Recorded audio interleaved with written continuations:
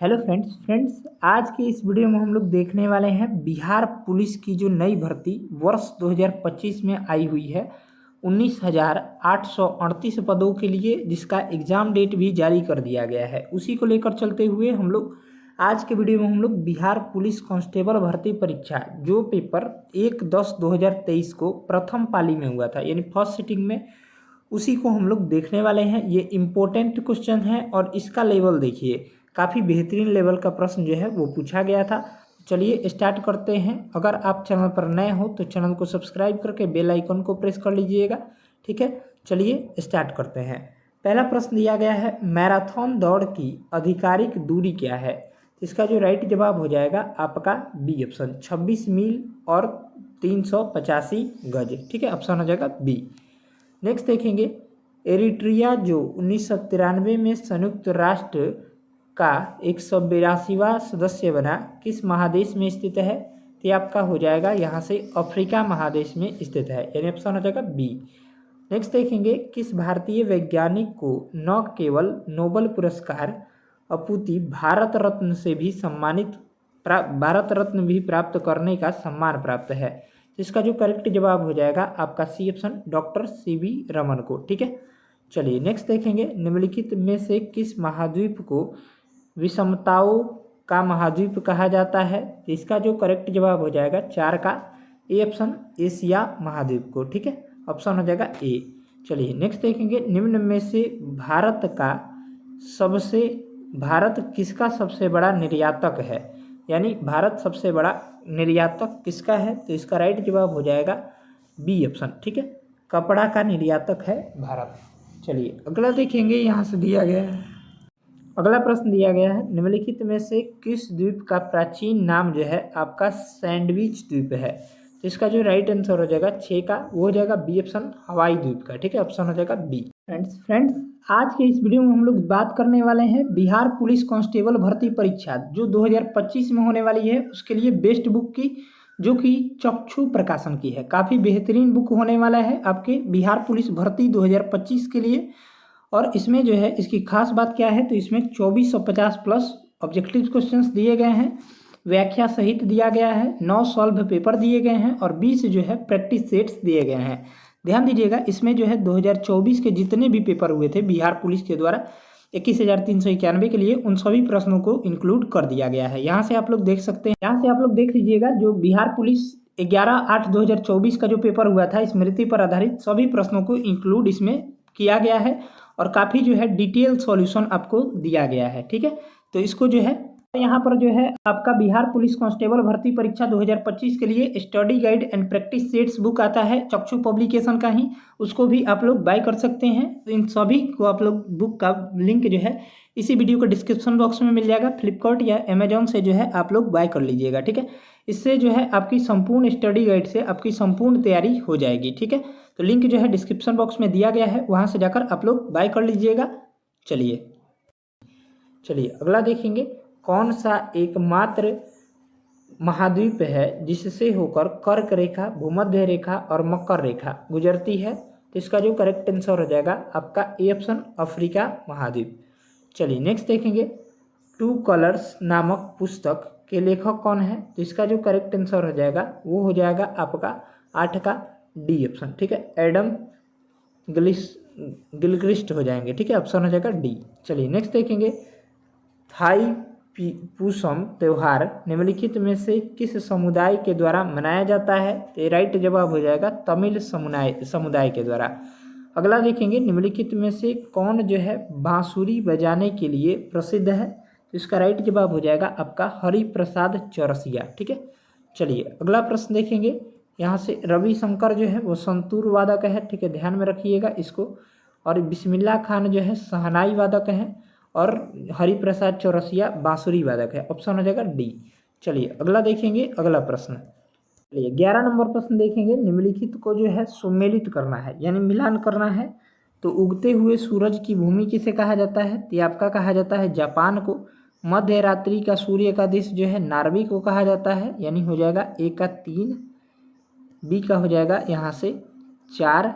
ठीक है, और यहाँ पर देखेंगे हजार झीलों की भूमि जो है वो किसे कहा जाता है? तो फिनलैंड को कहा जाता है। 3 2 हो जाएगा। ठीक, चलिए यहाँ से देखेंगे। चलिए तो इसका जो राइट जवाब हो जाएगा आपका डी ऑप्शन, 3 4 2 5 राइट आंसर हो जाएगा। ठीक है, चलिए नेक्स्ट देखेंगे। भारत का संविधान भारत को कैसे वर्णित करता है? तो आपका राइट जवाब हो जाएगा राज्यों के संघ जैसे वर्णित करता है। आपका राइट जवाब हो जाएगा बी ऑप्शन। ठीक है, अनुच्छेद 1 में कहा गया है, ऑप्शन हो जाएगा बी। चलिए नेक्स्ट देखेंगे। सूचना का अधिकार अधिनियम किस वर्ष लागू हुआ था? तो इसका राइट जवाब हो जाएगा यहाँ से 13 नंबर प्रश्न का ए ऑप्शन, 15 जून 2005 को सूचना का अधिकार अधिनियम लागू हुआ था। नेक्स्ट है आम चुनाव के बाद प्रोटेम स्पीकर, तो इसका राइट जवाब हो जाएगा 14 का बी ऑप्शन, भारत के राष्ट्रपति द्वारा नियुक्त किए जाते हैं। अब नेक्स्ट देखेंगे भारत के संविधान का विचार किसने दिया था? तो आपका करेक्ट जवाब हो जाएगा एम.एन. रॉय ने दिया था। चलिए नेक्स्ट देखेंगे भारत के संविधान के किस भाग में मूल कर्तव्यों को सन्निहित किया गया है? तो आपका राइट जवाब हो जाएगा भाग 4A में। ठीक है, चलिए नेक्स्ट देखेंगे संविधान के किस अनुच्छेद यानी आर्टिकल के तहत उच्च न्यायालय को सभी अधीनस्थ न्यायालयों पर अधीक्षण की शक्तियाँ देता है? तो आपका राइट जवाब हो जाएगा आर्टिकल 227। चलिए नेक्स्ट देखेंगे राज्यसभा के सदस्यों का चुनाव किसके द्वारा किया जाता है? ये आपका किया जाता है विधानसभा के निर्वाचित सदस्य द्वारा। चलिए अगला प्रश्न देखते हैं। अगला प्रश्न दिया गया है यहाँ से, भारत में किसी भी मामले को कहीं भी स्थानांतरित करने का अधिकार किसे है? तो आपका राइट जवाब हो जाएगा सर्वोच्च न्यायालय को है। ठीक है, चलिए नेक्स्ट है स्थानीय सरकार के अवगुण क्या है? तो इसका राइट जवाब हो जाएगा आपका डी ऑप्शन, उपरोक्त सभी हो जाएगा। ठीक है, यानी ग्राम सभा के चुनाव नियमित रूप से नहीं होता है, ये भी हो जाएगा। कई राज्य सरकारों ने महत्वपूर्ण शक्तियां स्थानीय सरकार को हस्तांतरित नहीं की है, ये दोनों हो जाएंगे। स्थानीय सरकार के पास पर्याप्त संसाधन की कमी है, ये भी सही है, यानी राइट आंसर हो जाएगा उपरोक्त सभी। चलिए नेक्स्ट है समग्र आपूर्ति की तुलना में कुल मांग में अत्यधिक वृद्धि के परिणाम स्वरूप कीमतों के सामान्य स्तर में लगातार वृद्धि को क्या कहा जाता है? तो आपका कहा जाता है मांग जन्य मुद्रास्फीति कहा जाता है। चलिए अगला प्रश्न देखते हैं। 22 नंबर निम्नलिखित में से कौन जो है भुगतान संतुलन के चालू खाते का हिस्सा नहीं है? तो आपका राइट जवाब हो जाएगा पूंजीगत प्राप्तियां और भुगतान।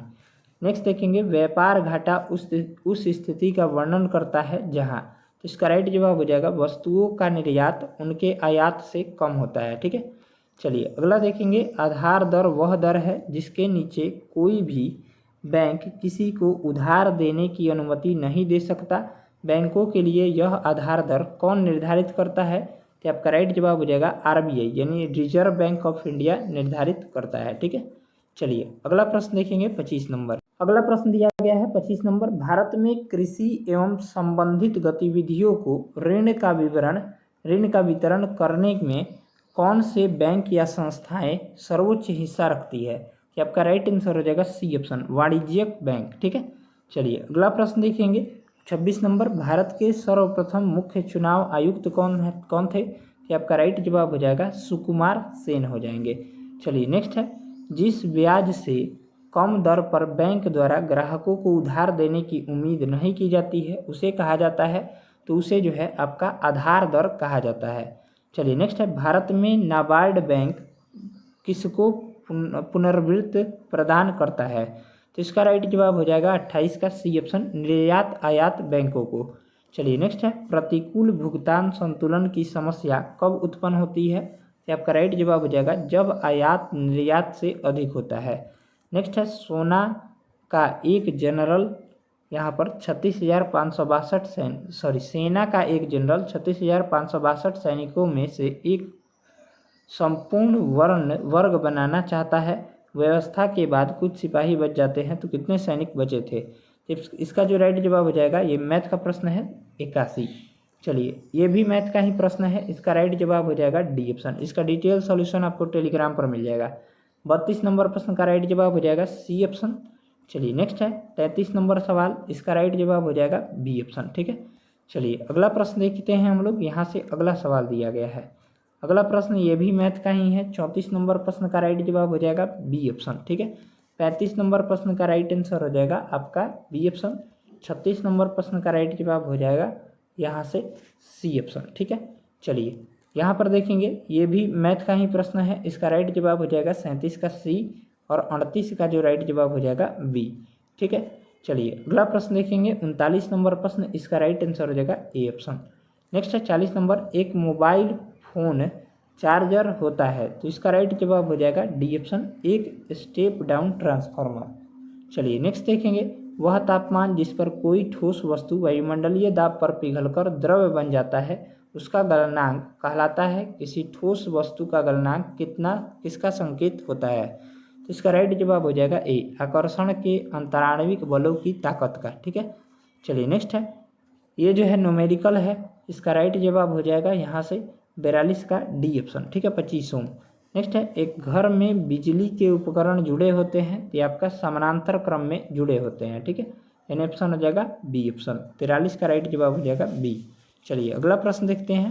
अगला प्रश्न दिया गया है यहाँ पर, ये भी जो है फिजिक्स का न्यूमेरिकल है, इसका डिटेल सॉल्यूशन आपको टेलीग्राम पर मिल जाएगा। राइट जवाब हो जाएगा ए ऑप्शन, 0 हो जाएगा। नेक्स्ट है, ये जो है मैथ का प्रश्न है, इसका राइट आंसर हो जाएगा आपका डी ऑप्शन। चलिए नेक्स्ट है, निम्नलिखित में से किसकी स्थापना गोपाल कृष्ण गोखले ने की थी। ठीक है, तो इसका जो करेक्ट जवाब हो जाएगा 46 का, वो हो जाएगा यहाँ से बी ऑप्शन, भारतीय समाज के सेवक की। ठीक है, नेक्स्ट है, अखिल भारतीय दलित वर्ग संघ की स्थापना किसने की थी, तो ये आपका किए थे भीमराव अंबेडकर ने किया था। नेक्स्ट है, सत्यमेव जयते उक्ति कहाँ से ली गई है, तो आपका मुंडको उपनिषद से लिया गया है। ठीक है, यानी ऑप्शन हो जाएगा 48 का डी ऑप्शन। चलिए नेक्स्ट देखते हैं 49 नंबर प्रश्न, निम्नलिखित में से कौन सा नारा सुभाष चंद्र बोस द्वारा दिया गया था, तो इसका राइट जवाब हो जाएगा यहाँ से सी ऑप्शन, जय हिंद का नारा। ठीक है, चलिए अगला प्रश्न देखेंगे, पहला प्राचीन ग्रीक ओलंपिक खेल कब शुरू किया गया था, तो इसका राइट आंसर हो जाएगा 776 ईसा पूर्व में शुरू किया गया था। नेक्स्ट है, कांग्रेस का पहला अधिवेशन आयोजित किया गया, तो इसका राइट जवाब हो जाएगा 51 का सी ऑप्शन, WC बनर्जी की अध्यक्षता में बॉम्बे में। ठीक है, WC बनर्जी यानी व्योमेश चंद्र बनर्जी। ठीक है, चलिए अगला देखेंगे, पाटलिपुत्र नगर के संस्थापक कौन थे, तो आपका उदयन हो जाएंगे। नेक्स्ट देखेंगे, नालंदा विश्वविद्यालय के प्रमुख महान बंगाली विद्वान डैश थे, तो इसका राइट आंसर हो जाएगा 53 का शीलभद्र हो जाएंगे। चलिए नेक्स्ट देखेंगे, in the following question choose the word which can be suitable for the given phrase, one who walks in sleep, तो इसका राइट जवाब हो जाएगा आपका सी ऑप्शन। ठीक है, यानी ऑप्शन हो जाएगा सी।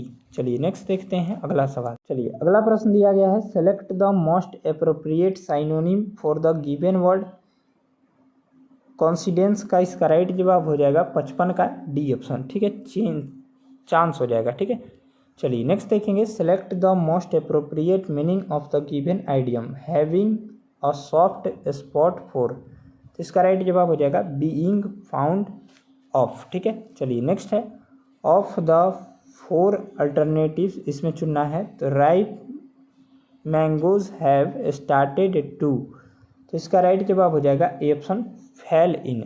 चलिए नेक्स्ट है, select the most appropriate antonym for the given word deceive, तो इसका राइट जवाब हो जाएगा 58 का ए ऑप्शन। ठीक है, सपोर्ट हो जाएगा। चलिए नेक्स्ट है, complete the sentence with suitable alternatives given below, Swati is gentle her sister dot it, तो इसका राइट जवाब हो जाएगा 59 का A option, should have done. चलिए नेक्स्ट देखेंगे, select the option that can, इसका देखना है हम लोग को, तो इसका जो राइट जवाब हो जाएगा a person who helps willingly without being paid for it, तो इसका राइट जवाब हो जाएगा बी। ठीक है, वॉलेंटियर। चलिए नेक्स्ट देखेंगे, फिल इन द ब्लैंक इसमें करना है, तो इसका राइट आंसर हो जाएगा आपका 61 का बी ऑप्शन, रन्स डाउन हो जाएगा। चलिए नेक्स्ट है, इनमें से कौन अलवार महिला संत है, तो इसका करेक्ट जवाब हो जाएगा आंडाल। ठीक है, चलिए नेक्स्ट है, वाक्य के अशुद्ध भाग यानी त्रुटिपूर्ण भाग इसमें गलत दिया गया है का चयन करना है। ठीक है, तो इसका जो करेक्ट आंसर देखेंगे हम लोग, आइए हम लोग ऑप्शन देख लेते हैं। उसकी खराब स्थिति को देखकर मुझे दुख और क्षोभ हुआ और कोई त्रुटि नहीं, तो इसका राइट जवाब हो जाएगा दुख ही बोल दिया है, तो इसमें क्षोभ नहीं होगा, यानी ऑप्शन हो जाएगा सी, भाग में त्रुटि है, यानी ऑप्शन हो जाएगा सी। चलिए नेक्स्ट है, जो सब कुछ जानता हो वह है, तो इसका राइट जवाब हो जाएगा सर्वज्ञ। ठीक है, ऑप्शन हो जाएगा 64 का बी ऑप्शन। चलिए नेक्स्ट देखेंगे, निम्न वाक्यों को क्रम में लिखिए। कौआ घड़े में कंकड़ डालने लगा, एक कौआ को प्यास लगी। ठीक है, तो पहले जो है एक कौआ को प्यास लगेगी, यानी पहले हो जाएगा दो नंबर, फिर हो जाएगा आपका नहीं। ठीक है, पहले जो है आपका बगीचे में उसने एक घड़ा देखा। ठीक है, घड़े में पानी बहुत नीचे था, तो इसका जो राइट जवाब हो जाएगा आपका 65 नंबर प्रश्न का, यहाँ से ए ऑप्शन इसका ही राइट जवाब हो जाएगा। यानी पहले जो है कौआ को प्यास लगी, फिर बगीचा में उसने एक घड़ा देखा, फिर जो है घड़े में पानी बहुत नीचे था, तो वह जो है कंकड़ डालने लगा था, यानी ऑप्शन हो जाएगा ए।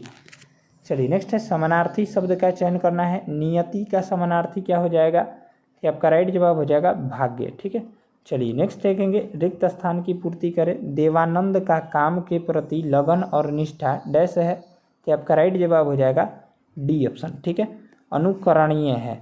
चलिए नेक्स्ट देखेंगे, असंगत यानी बेमेल शब्द का चयन कीजिए, तो इसका राइट जवाब हो जाएगा यहाँ से सी ऑप्शन नख। चलिए